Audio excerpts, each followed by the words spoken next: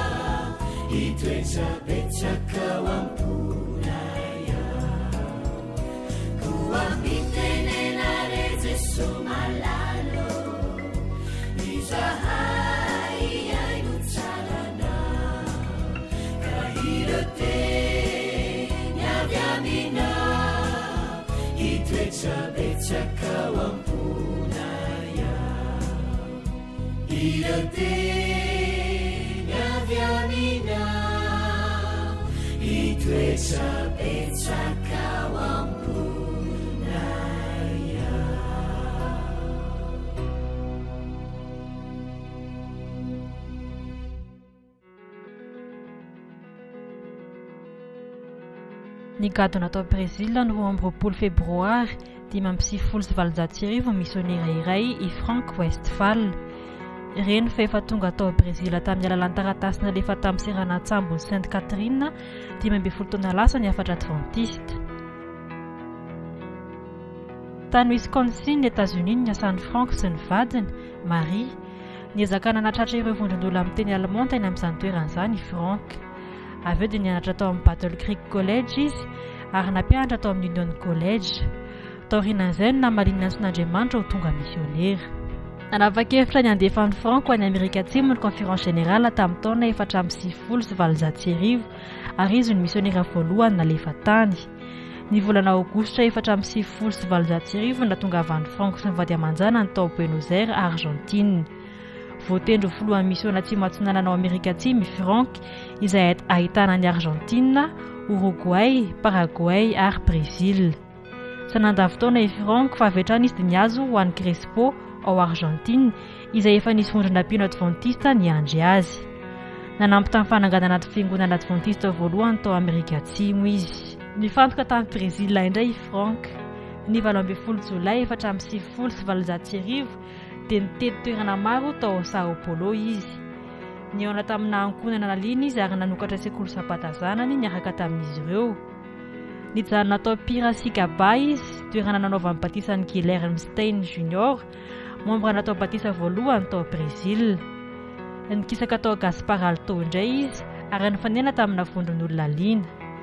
Rehefa tonga tao izy dia niezaka nitady toerana ahafahan'izy ireo mivory kanefa nanohatra azy ireo ny mpitondra fivavahana teny an-toerana. Noho ny farany dia teo amoron-drano nivorian'izy ireo. Ny sabata 9 Jona taorianan'ny fanasan'ny tompo, olona 9 no natao batisa. Andro vitsy taorianan'izay dia 12 ireo natao batisa. Tsangana tamin'ny 30 Jona tao Gaspar Alto ny fiangonana adventiste voalohany ao Brésil. 420 kilometatra miala avy amin'ny toerana natongavany afatra adventiste voalohany indrindra tao Brésil, 12 taona lasa izay. Rehefa nitorony afatra nandritra ny 5 volana i Frank dia niverina tao Buenos Aires noho ny fahoriana nanjary tamin'ny ankohonana. Nahary ny zanany vavy Hélène ary nodimandry ny 30 Jona. Tapa-bolana alohan'ny atongavany tao Buenos Aires ary tamin'ny andro io nitsangana fiangonana tao Gaspar Alto. Na dia teo izany fahoriana sy ny ratrapo dia nanohy ny asa ny fianakaviana Westphal ary nandritra ny 17 taona no nanompon'izy ireo tany Amerika Atsimo. Amin'izao fotoana izao dia efa mihoatra ny ray faingo fito tapitrisa ny mpino adventiste ao Brésil ary mihoatra ny 7 ny fiangonana sy ny groupe organisé. Iray isaky ny olona 20 zany no adventiste. Ho an'ireo misionera toa an'ny Frank sy Marie Westphal dia hoy izahay hoe obrigado na hoe misaotra amin'ny teny portugais.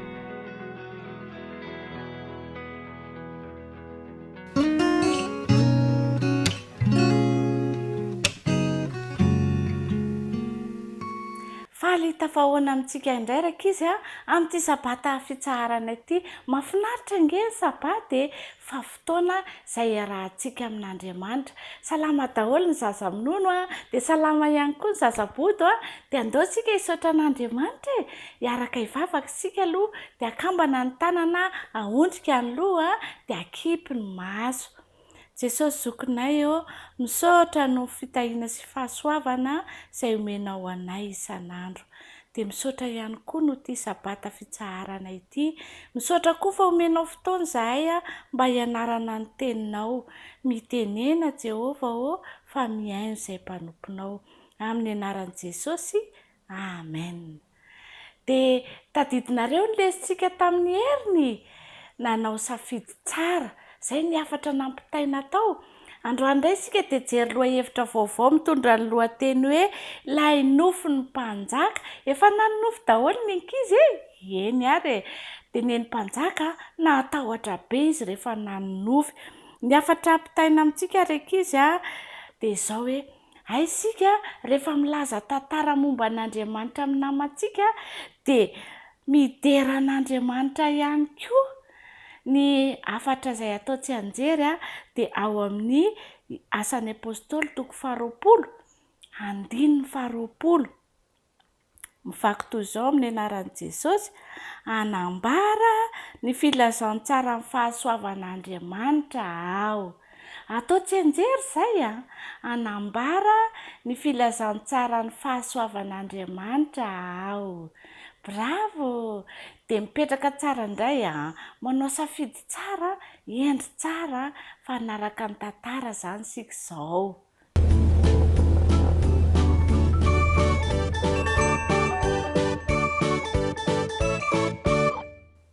Taloha ela be tandraka izy dia nisy mpanjaka iray izay nanofy zavatra hafahafa nivadibadika teo am-pandriany iny Nebokadnezara-mpanjaka. Nahirany ny masony dia nierikerika eran'ny trano izy. Tena mbola maizina be ny andro nieritreritra ny amin'ilay nofy hafahafa vao hitany teo izy. Niezaka niaraka torimaso izy taorian'izay saingy tsy nahomby izany Ndeha atsohaka aty amiko ireo olon-kendro izy ny antso ny mpiambina. Nofoaziny mpiambina izany ny olon-kendro sasany dia niazakazaka nakany am-mpanjaka izy ireo. Nikendrona ny mpanjaka raha niteny teo anatrehan'ny olon-kendry. Na nofy ka nitebiteby te halala ilay izy. Ry mpanjaka ho ela velona mandrakizay ianao. Hoy ireo olon-kendro ireo. Lazao aminay mpanomponao ny nofy dia ambaranay ianao kosa ny heviny. Tsy hoy Nebokadnezara-mpanjaka ny trerona. Ianareo mihitsy no ilaiko ilaza ilay nofy mba amin'ny heviny. Mifampijery ireo olon-kendry. Tsy nitsika izy ireo Tsy misy mahay an'izany zavatra mpanaoviny mpanjaka izany hoy izy ireo mifampibitsibitsika. Tezitra amin'ny mpanjaka. Ary ingany daholo ny olon-kendry rehetra fa tsy misy ilana azy. Hoy ny baikony. Tsy mba nifoazy ny Daniela tamin'ny fotoana io. Anisan'ny olon-kendry izy mantsy. Rehefa tonga haka azy haringana hiaraka amin'ireo olon-kendry sasany mpiambina vao nalala ilay olana nisy izy. Fa ino izao zavatra manahira-tsaina amin'ny mpanjaka izao? Hoy ny fanontaniany. Dia nohazavain'ny mpiambina tamin'ny zava-nisy. Nanofy hono ny mpanjaka ka nampitebiteby azy fatratra ilay izy. Nefa tsy nisy afaka nanambara izay nofiny izany, hevitra izany nofiny izany, ny olon-kendry. Kary mba hiresaka amin'ny mpanjaka hoy Daniela. Dia niakoka teo amin'ny mpanjaka Daniela.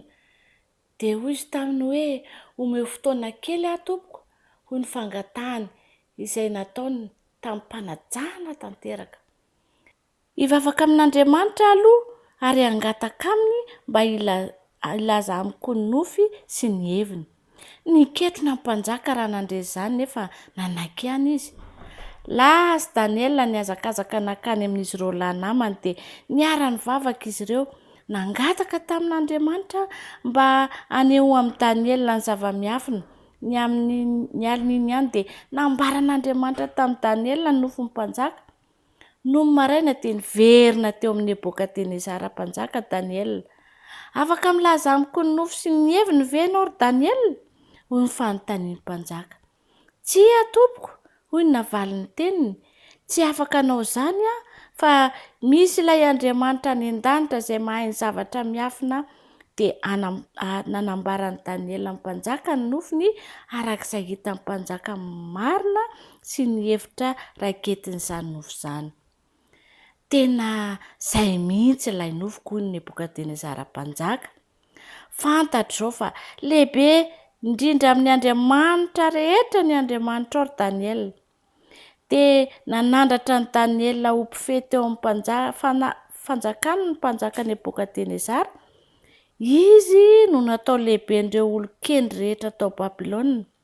Faly Daniel fa afaka nanampy ny olona. Faly izy fa afaka nanampy an'ireo olon-kendry ho afaka tamin'ny tebiteby noho ny zavatra niandry azy ireo. Fa ny zavatra tena nafaly an'i Daniel dia ny nahalalan'ny mpanjaka fa ilay Andriamanitra ny lanitra no Andriamanitra tokana sady marina.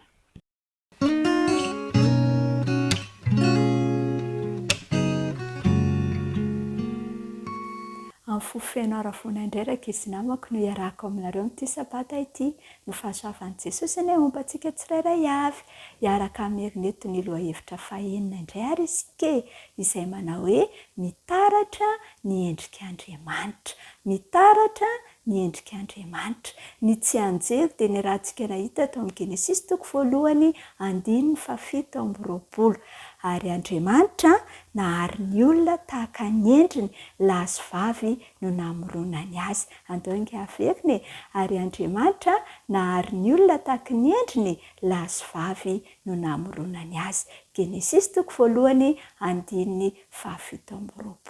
Noho ny fitiavan'Andriamanitra antsika tokoa rakizy dia namorona antsika izy. Noho izany dia sitrany indrindra raha toka antsika tsirairay avy hidera azy ny amin'izany famoronana mahafinaritra nataony ho asika izany. Ka dia andao indray ary ho arahantsika ampifaliana ny tantara.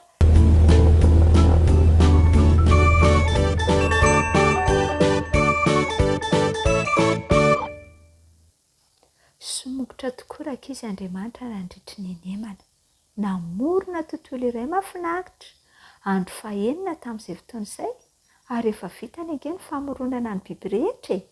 Indro ary izy izao fa nandohalika, nanakisaka, nandamina, napakatra ary namolavola. Vetivety foana dia nahazo vatana iray matanjaka sy malandilandina tsara izy. Namboariny avy tamin'ny tany. Toa azoko an-tsaina izy. Miatoka kely aloha dia mandinika ity zava-bitany ity dia nitsika nieritreritra ireo fotoana mahafinaritra loatra ho laniny amin'izy ireo miaraka. Ry Adama malalako, hoy angamba Andriamanitra, tiako loatra ny ianao e. Dia niondrika rakizy Andriamanitra ary nofofon'ny fofinainy mahavelona tao anatin'ilay endrika namboariny. Avy hatrany dia nanomboka niempinempina ny tratrany Adama. Raha nifoka ilay rivotra vaovao sy madio niafokafokany. Nitsika tamin'ny endrika ilay mpahary azy i Adama sady nipetraka. Dia hoy angamba izy tamin'izay hoe, manahoana ianao Jehovah? Nentin'Andriamanitra nandehandeha nitety ilay zaridaina vaovao tsara tarehinga izy izay vao noforoniny. Omeo anarana daholo ny biby ry Adama. Dia fentsika Adama raha nijery ny manodidina azy. Asa mahafinaritra mihitsy izany. Avy hatrany dia natombo ny asany. Teo ampiasana nefa izy dia nahatsikaritra fa samy nanana ny namany avy ny biby rehetra izay noforonin'Andriamanitra. Ary mba misy namana ho azy ve ao e? Rehefa reniko ny torimaso lalina iny ary Adama dia nangalan'Andriamanitra ange ny iray tamin'ny taolatezany ka nanamboara ny vehivavy tsara tarehy avy tamin'ilay tany koa. Rehefa nifoy Adama ka nahita ity namany ity dia feno fitiavana azy izy. Dia notahian'Andriamanitra ireto mpapakatra sy ampakarina voalohany indrindra. Niara-nandany ny tontolo ny andro ny voalohany izy ireo. ny faly tamin'ny fiarahana tamin'Andriamanitra dia nomen'Andriamanitra azy ireo ny fanomezana manokana araka izy teny Sabata. Tian'izy ireo ilay zaridaina fonenana namboarin'Andriamanitra ho azy ireo. Isakariva dia niara-nitsangatsangana tao amin'ny zaridaina sy niresaka tamin'izy ireo Andriamanitra. Izany ka fotoana kanto loatra. Tsy andron'izy ireo mihitsy ange ahatonga vazaha fotoana iarahana amin'Andriamanitra izany. Indray andro anefa dia indrisy fa nanao safidy diso Adama sy Eva. Nifidy ny iaino an'i Satana izy ireo. Efa nilaza tamin'izy ireo mantsy Andriamanitra fa ny azo rehetra ao amin'ny saraka izy dia azon'izy ireo hinanana, afa-tsy azo anankiray ihany. Dia tsinona izany fa ny azo fahalalana ny tsara sy ny ratsy. Tsy te hihinana tamin'io azo io tokoa ange izy mivady. Loza nefa fa nandao ny toerany teo anilan'ny Adama Eva ka nihinana ny voankazo izay nomen'ilay nianarana azy. Izay tsy iza io fa Satana mihitsy. Dia nanomezana ho an'i Adama koa izany avy eo. Teo ny eo ihany raha tokony naniry niaraka tamin'Andriamanitra izy ireo, tena tsiaro natahotra ka lasa niafina ny tafany. Na izany aza nefa dia mbola tia azy ireo ihany ange Andriamanitra. Tsy hoe nanao fahadisoana izy ireo dia tsy tia azy intsony Andriamanitra. Ho tiaviny foana izy ireo satria nohariany araka ny endriny. Koa satria tsy nankatoan'Andriamanitra Adama sy Eva dia voatery tsy maintsy handao ilay zaridaina fonenana izy ireo. Tsy afaka hifanatri-tava amin'Andriamanitra sy hiaraka hitsangatsangana amin'ny isakariva intsony izy ireo. Lehibe loatra nefa ny fitiavan'Andriamanitra azy ireo. Ka efa namolavola-drafitra manokana indray Andriamanitra. Amin'izay dia ho afaka hiara-monina aminy indray izy ireo indray andro any. Tiantsika tokoa raik'izy Andriamanitra. Ary ny fandriany dia hiaraka amintsika, hiara-monina aminy rahatrizay.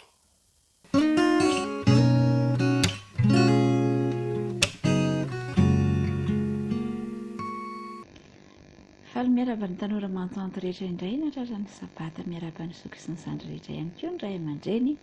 Natratra izao fotoana izao izay hamerenantsika ny lesona fahaenina indray izay nianarantsika tao anatin'ny herinandro iny, izay mitondra ny lohateny hoe asa fanompoana sy fitarian'ny mpanompo. Asa fanompoana sy fitarian'ny mpanompo. Ny tsenjery dia mino fa mahay avokoa isika mika toko fahaenina, andiny favalo, andao rahantsika mamerina izany. Ry olombelona, efa naseho anao izay tsara sy izay ilain'i Jehovah aminao dia izao ihany, ny anao ny tsara sy io tia famindrapo ary ny anaraka an'Andriamanitra ao amin'ny fanetreteny. Misy zavatra telo voalazan'izay tsenjery izay lazaina fa ilain'i Jehovah aminao dia ninona? Ny anao ny marina, ho tia famindrapo ary anaraka an'Andriamanitra ao amin'ny fanetreteny. Dia izay indrindra no nianarantsika tamin'ny herinandro iny nahitantsika ny tantaran'i Mosesy. I Mosesy dia zazalahy Hebreo, ary efa itsika ny tantara fa novonoina avokoa ireo zaza voateraka tamin'ny andron'i Mosesy, fa i Mosesy kosa dia nafeno ny reniny tao anatin'ny zozora anankiray ary nalefa teny amin'ny reniranon'ny Nily. Rehefa nandeha nandro anefa ny zanaky ny mpanjaka ny Egipta dia nahita nyity zaza izay nafenona tao anatin'ny zozoro ity ary nahaka azy ka tamin'izay dia ny reniny ihany no nitaizan'ny Mosesy nandritra ny 12 taona. Fa rehefa tapitra ny 12 taona dia nalain'ny zanaky ny Farao i Mosesy ary nentina nianatra tany amin'ny lapa, nianatra karazan-javatra maro, fitantanana, fahaiza-manao maro isan-karazany. Fa ireny rehetra ireny dia nampiasain'i Mosesy mba hitariany zanaky Israely rehefa nivoaka avy tao amin'ny tany Egipta ny vahoaka Israely. Ny fiainan'i Mosesy dia naneho ny fiainan'i Jesosy satria dia lehilahy matoky sady feno fanetretena i Mosesy. Ary toy izany ihany koa Jesosy nidina avy any an-danitra izy mba ahafahany mamonjy antsika tsirairay avy ao anatin'izao fiainantsika izao. Mpitarika mpanompo izay no ilazana ny Mosesy Jesosy satria izay nitoetra naseho amin'ny Mosesy Jesosy tamin'ny iraka izay nakin'Andriamanitra teo amin'izy ireo. Samy nandà iaina araka modelin'ny fitariana fahita eto amin'izao tontolo izao na i Mosesy na i Jesosy, fa kosa nametraka an'Andriamanitra ho lohalaharana, ho mpitantana amin'ny fiainan'izy ireo, ary tsy nampiasa ny fahefana izay nananana izy ireo mba hitadiavana voninahitra na hitadiavana laza, fa kosa dia nanetry tena teo amin'ny fanompoana izay nataon'izy ireo. Isika ihany koa ry tanora mantoanto dia natsoina isika mba hanompo ny hafa. Natsoina isika mba hanao fanompoana eo amin'ireo manodidina antsika. Araka nefa ny anarantsika tamin'ny herinandro lasa teo aloha dia ao anatin'ny fiangonana iray isika, ary ao anatin'ny tena iray, samy manana ny karazany avy ny momba ny tena, kanefa samy manandanja avokoa izay rehetra eo amin'ny tena. Dia toy izay ianao ry tanora mantoanto, manandanja manokana amin'Andriamanitra ianao, fa ianao dia natsoina mba hanompo. Na inona toeranao dia natsoina ianao mba hanompo. Ary rehefa ho avy Jesosy dia azao ny tadidio hoe tsy ny fandehananao makany am-piangonana na ny naoty tsara izay azonao tany am-pianarana na ny médaille izay azonao tany amin'ny fifaninanana fanatanjahan-tena na izay toy izany akory no ho anontanian'i Jesosy sy ho jereny rehefa ho avy izy. Fa ny zavatra jereny dia ianao ilay miosombovoka manompo ny hafa, ianao ilay mitsinjo ny hafa sy manampy ny hafa amin'ny fanetretena. Izay no ivon'ny fiainana kristianina, ary izay no tokony ho tariketratsika mandrakariva dia ny hanampy ny hafa, ny hanompo ny hafa eo amin'izao fiainana nametrahan'Andriamanitra antsika izao. Ka andeha averintsika ilay tsenjery fa na inona toerana misy ianao, na inona fahaizanao, na inona fahantrano ihany koa dia tadidio fa natsoina ianao mba hanompo ny hafa. Ry olombelona efa naseho anao izay tsara sy izay ilainy Jehovah aminao, dia ny anao ny marina ho tia famindrapo ary ny anaraka an'Andriamanitra ao amin'ny fanetretena. Ny rariko ry tanora mantoanto rehetra dia mba ho toy izay tokoa isika rehetra, dia hangataka ny fanamasina mandrakariva sika hitaradarana antsika ka hanana fanetretena eo amin'Andriamanitra tokoa isika, ka azoto hanompo ny hafa sy hanampy ny hafa mandrakariva. Dia mirary soa reo amin'ny fiaramianatra manaraka indray. Veloma daholo.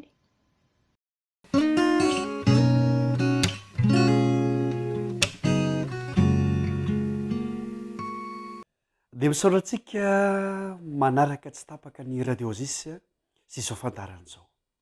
Ho tahin'Andriamanitra manokana ny ianao ny amin'ny safidy tsara ka hitondra fitahiana ampitombo fahalalanao ny fiarahantsika mianatra eto amin'ny radiozisy sy ny pejy Facebook Lohahevitra iarana amin'ny zatovo atolotry fifaliana Alain Franco. Plasy tsy faly. Plasy tsy faly. Maro amintsika zatovo no tia milasy, mankafy milasy, indrindra raha toa ka hoe ao anatin'ny fikambanana tanora. Eto nefa dia misy hoe plasy tsy faly. Fa maninona ny plasy ny tsy faly? Dia matetika amin'ny ankapobeany ny antony tsy mahafaly ny plasy dia lany vatsy. Tsy tsara ny sakafo, tsy mipetraka tsara ny menu, dia ohatrany hoe fijaliana be any amin'ilay lasy dia lasa plasy tsy faly. Zay zany ilay lohateny. Fandeha akalesontsika dia jery tantara, inona ny tena tian'ny lohahevitra sy ny lohateny ho resahana. Exodosy 12:20 dia izao ny voalaza. Exodosy 12:20. Raha azoto iaino ny feon'i Jehovah Andriamanitra ao ianao, ka hanao izay mahitsy eo imasony sy iaino ny lalàny ary hitandrina ny didiny rehetra, dia tsisy ataoko aminao ireny rehetra ireny izay nataoko tamin'ny Egyptianina, fa izao ny Jehovah izay mahasitrana anao. Teo aloha teo dia navotantsika dia maty ny fahavalo dia ny Egyptianina. Eto indray dia voalaza fa ny Egyptianina dia mety voan'ny aretina, fa ianao tsy voa. Fa ny tena mipetraka dia izao hoe ianao ve aloha zanak'Israely sa Egyptianina? Ny fanontaniana mitovy amin'izay dia izao hoe ianao ve zanak'Andriamanitra sa izao tontolo izao? egiptiana matsy dia sary anehoana n'izao tontolo izao. Ndray ohatra ny tsy kristiantsika ary tsy hita mihitsy mahakristiana antsika fa dia egiptiantsika zao tontolo zao be mihitsy sika dia indraindray gaga ny namantsika hoe fa ngah ianao mivavaka satria tsy nampozina hoe mpivavaka ianao. Ny programan'Andriamanitra nefa dia ny ahitana eo aminao eo amin'ny fiainanao fa ianao dia zanak'Israely, ianao dia kristiana. Ny zavatra mitranga moa zany atao amin'ny tantara rehefa mianatra ny lohahevitra tsika dia zao hoe lany vatsy ny zanak'Israely, lany vatsy dia nanome vahaolana Andriamanitra dia nanolotra mana avy any an-danitra. Eto zany dia navelan'Andriamanitra ho lany mihitsy ny vatsy mba hazondreo zanak'Israely miantehitra amin'Andriamanitra. Ianao zany rehefa lany vatsy dia iza ny antehiranao? Andriamanitra. Fa indraindray tsika rehefa lany vatsy dia makatsy, makeroa, mitelefona ny anina sy ny sisa dia hoe ahoana? Lany vatsy e. Fa inona tsy hitarainanao amin'Andriamanitra raha lany vatsy ianao? Rehefa lany vatsy reto zanak'Israely reto ary navelan'Andriamanitra ho lany vatsy mihitsy, zany hoe indraindray zany navelan'Andriamanitra hitranga ny toe-javatra mba hahafahanao mitodika aminy. Io toe-javatra mitranga eo aminao io zany a dia avelan'Andriamanitra hitranga mba hitodianao aminy. Plasy tsy faly. Zay le lohateny. Mety tsy mahafaly anao mihitsy ilay toe-javatra ary mety hiteny ianao efa nahoana ary za ve mba mivavaka ihany, za mba endry ihany, za mba montina sy sisa. Kanefa dia nahoana toy izao? Avelan'Andriamanitra hitranga le izy a. Rehefa mitaraina amin'Andriamanitra ianao, matoky azy ianao, miditra an-tsehatra izy manome vahaolana dia nanome mana Andriamanitra. Mana izay nataon'izy ireo sakafo. Zavatra madinika boribory toy ny fanala, boribory kely dia milatsaka eny an-tokotany eny. Zay le mana. Ary sakafo tena matsiro, tsara. Fa rehefa nilatsaka teny moa zany le izy dia hoy ny zanak'Israely hoe fa inona tony? Dia lasa zay ny anaran'ny mana. Ny mana mira fa inona tony? Indraindray eo amin'ny fiainantsika dia miteny zany koa tsika hoe fa inona tony? Efa Andriamanitra nandatsaka an'ilay mana dia tsy haintsika le izy hoe fa inona tony? Ny irariko dia izao. Avelantsika hiasa Andriamanitra, mitalao aminy sika toy nataon'ireo zanak'Israely dia mba ho sokafan'Andriamanitra ny masonao ka ho hitanao fa Andriamanitra no miditra an-tsehatra eo amin'ny fiainanao. Dia hitenenao hoe nanao zava-mahagaga Andriamanitra, namaly vavaka ny tompoko. Fa tsy hitenenao hoe fa inona ty, fa inona tony? Irariana ho mba ho tsapantsika ny zavatra ataon'Andriamanitra ary ho hitantsika dia ho faly tsika ka hiteny hoe tsy miova Andriamanitra e. Ilay nanavitra antsika teo amin'ny ranomasina mena dia izy ihany koa no mbola manome mana ary hoy ny teny fikasana farany teo hoe na dia ny aretina aza dia tsy ataoko aminao fa ny egiptianina mety ho voan'izany. Maniry mba ho azontsika izany hafatra izany anaovantsika fanandramana ihany koa ka izay nataon'Andriamanitra tamin'ireo zanak'Israely dia mbola azony atao aminao satria ianao dia zanak'Andriamanitra ihany koa ary ny Andriamanitrantsika tsy manavakavaka. Toy izay ary ny lohahevitra raha andraisantsika fanapahan-kevitra sy andraisantsika hery ihany koa ary hanomezako fotoananao amin'ny manaraka. Fifaliana ilay Franco, marapisaka indray ary.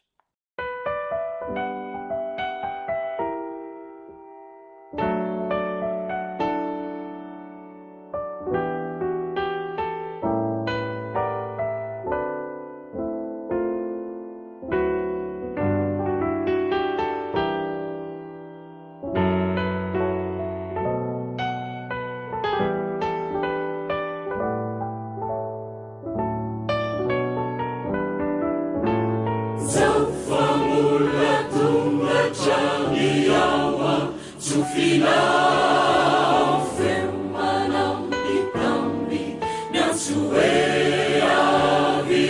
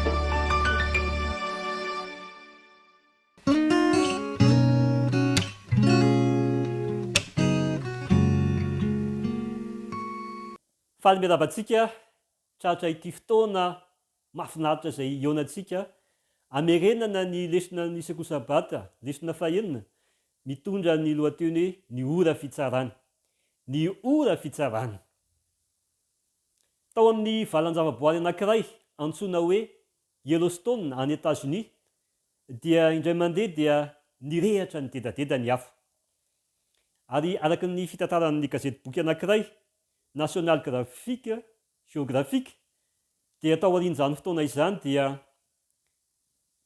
niakatra ny mpiambina ny ala andeha hijery ny fahavoazana ary rehefa niakatra tendrombohitra izy dia nahita teo amin'ny fototry ny hazo anankiray dia nisy vorona maty tahaka ny efa lavenina ary rikoriko izy nahita an'izany toe-javatra izany dia nisokiriny tamin'ny hazo ilay vorona ary akoho ny agagany tao ambanin'ilay vorona ndreto vorona anankitelo nivoaka tao ambany elatr'ilay vorona akory ny fitiavan'ity renim-borona ity nanavitra ny zanany azony natao ny nandeha nanidy ny alany loza kanefa dia maty teo ny zanany fa ny nataony kosa dia narovany tao ambany elany zanany na dia maty azy izy endreny fanehoany izany sary ny mpiny izay voaaro ao amin'ny Kristy Jesosy.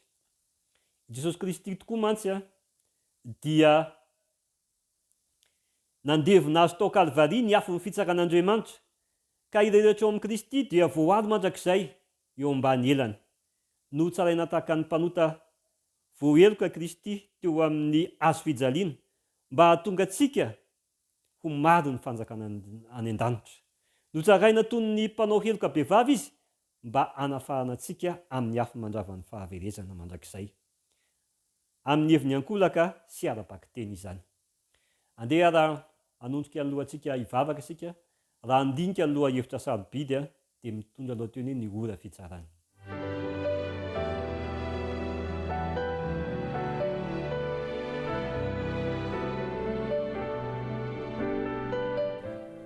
Rainaiza ny an-danitro, mangataka ny fahendrena avy any aminao izay, ary ihany koa ny fanahy masina raha andinika izany lohahevitra lehibe izany. Amin'ny anaran'i Jesosy, amen.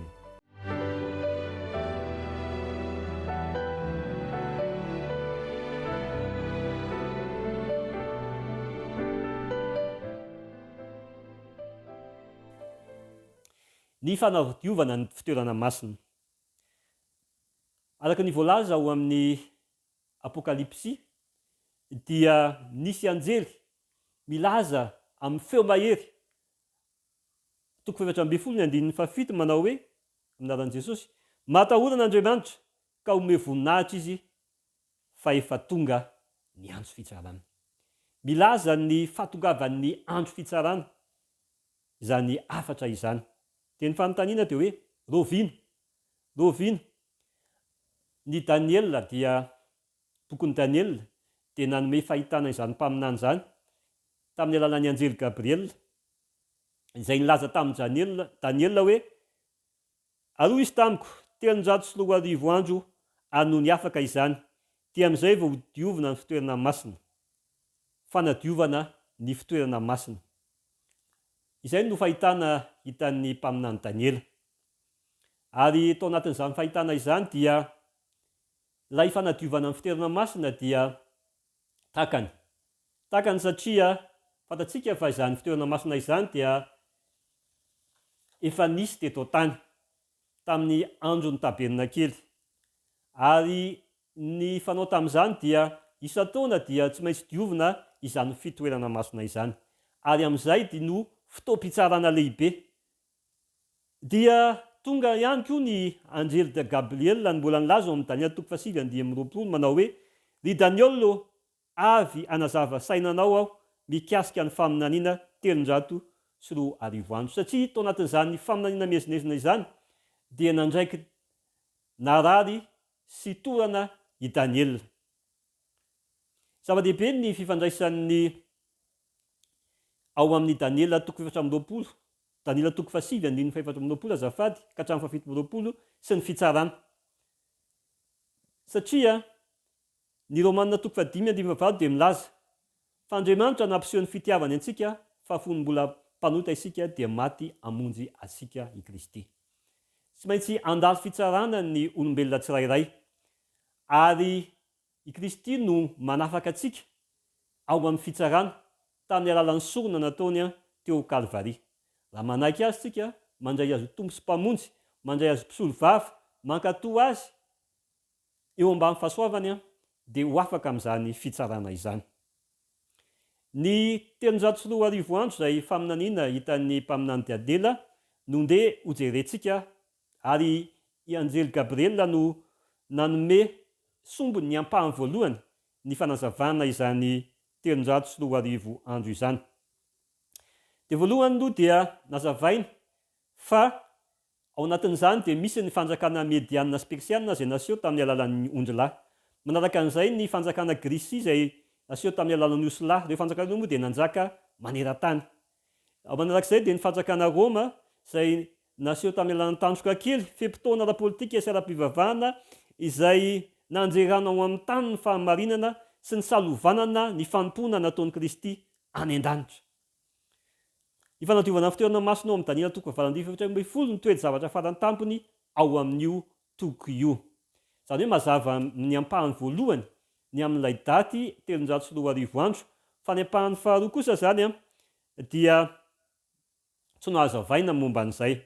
Ary tao anatin'izay moa izany ny anjely Gabriel dia niantso ny Daniela hoe taoriana ny vavaka fangatana nataony hoe hovaly ny vavaka lay malala indrindra. Ny Daniela 7:20 dia milaza hoe dino ny teny ary io fantatrao ny fahitana. Dia manazava ny faminaniana ao nanomboka amin'ny andiny faefatra amby roapolo ny toko fasivy ilay anjely. Zao ny voalaza: 70 herinandro no voatendro ho an'ny firenenao sy ny tananao masina, atapaka ny fahadisoana sy hanampina ny fahotana, ary anao fanavotana no ny eloka sy hampiditra fahamarinana mandrakizay, ary anisy tombo-kase ny fahitana sy ny faminaniana sy hanositra izay masina indrindra. 70 herinandro. Ao amin'ny herinandro anankiray moa zany dia misy andro anankifito. Zany hoe 70 herinandro zany dia 70 ampitomboana 7 midika 700 andro. Zay nefa dia ara-paminaniana fa araky ny nomery toko fa 4 zay kely toko fa 4 dia milaza fa ray andro ara-paminaniana mira ray taona ara-bakiteny. Ny 700 taona zany andro zany dia midika fa 700 taona. Dia ao anatin'izay dia natao batisa ilay Mesia. Le Mesia moa dia midika hoe voaositra zany. Dia nanaovana batisa an' Jesosy tamin'ny taona 7 tao aorianan'i Kristy.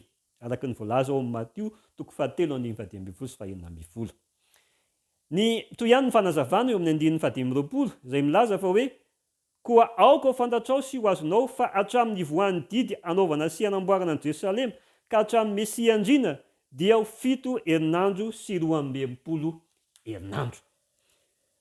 Amboarina indray ny lalana sy ny hady dia amin'izay ny andro mampahory. Lay 7 herinandro sy 12 herinandro zany dia midika fa 7 herinandro. Eo amin'ny andininy fa 20 dia manambara ilay Mesia novonoina. Ary rehefa afaka izany ny 12 herinandro dia vonoina ny Mesia ka tsy anana ary ny voakon'ny mpanjaka izay ho avy dia handrava ny tanàna sy ny fitoerana masina, ary ny farany dia hisafotra ny fandravana voatendry. Rehefa afaka ny 12 herinandro zany dia ho vonoina ny Mesia.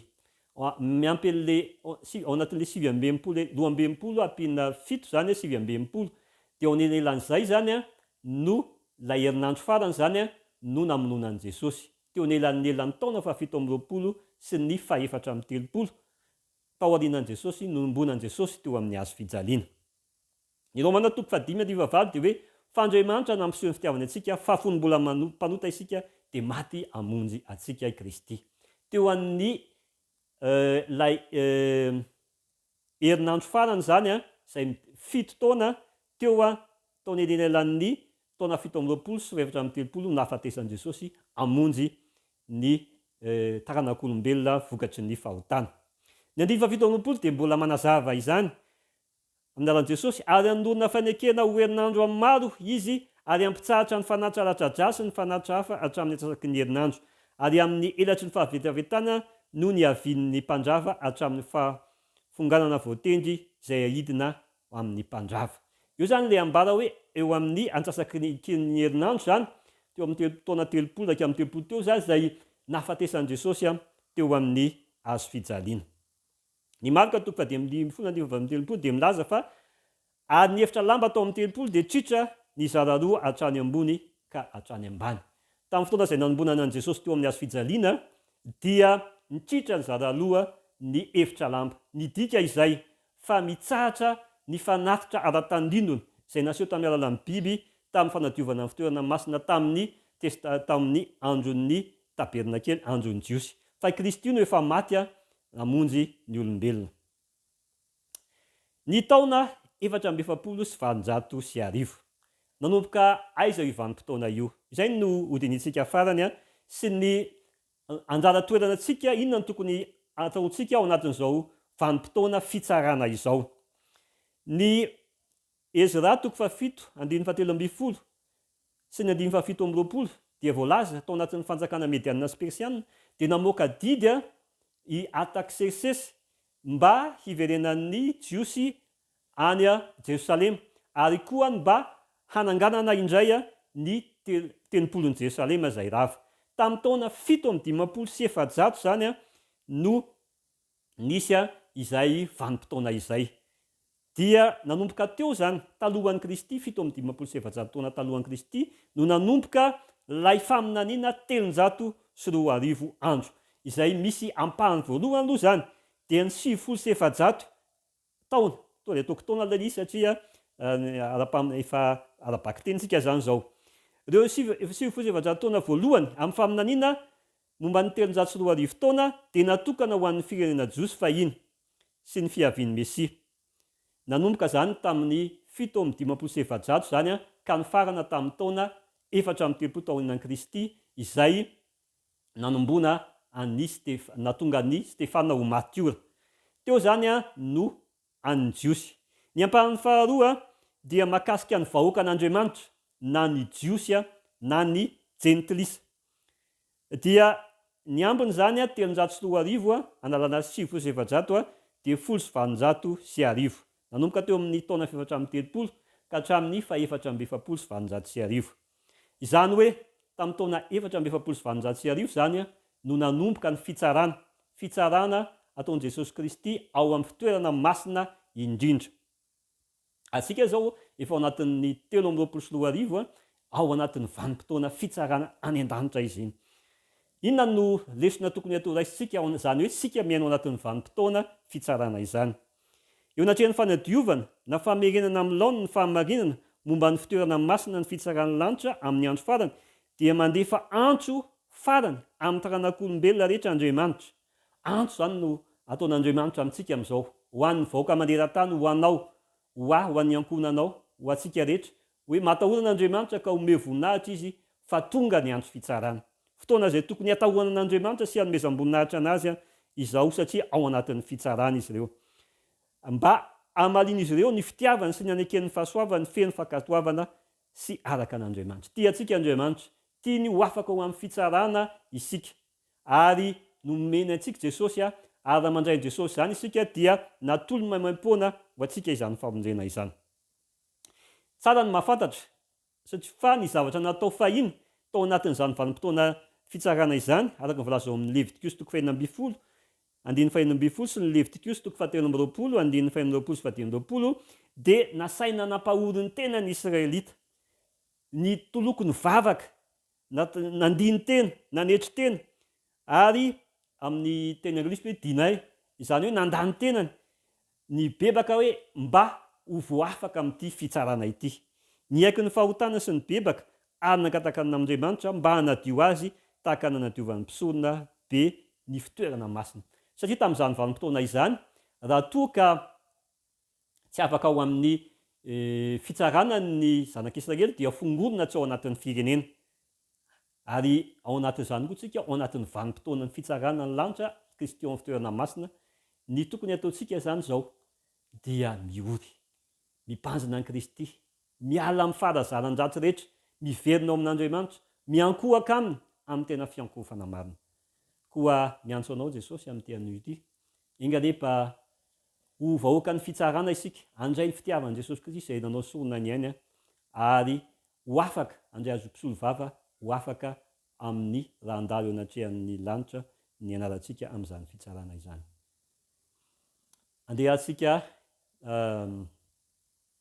hiditra amin'ny fanatitra ny sekoly sabata isika.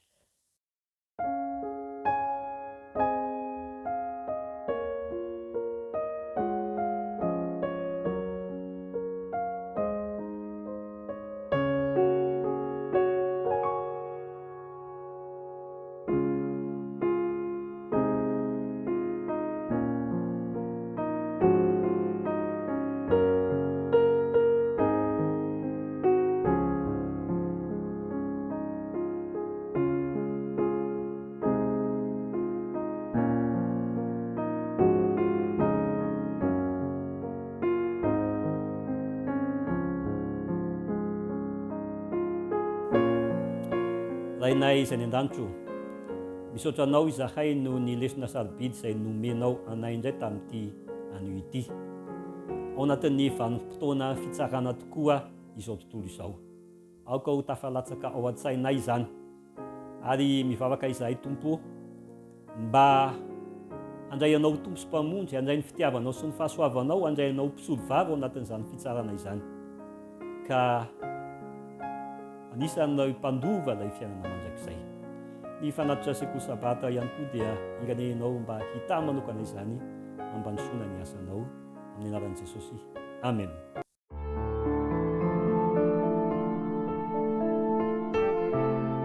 Mianatra eo tongotrao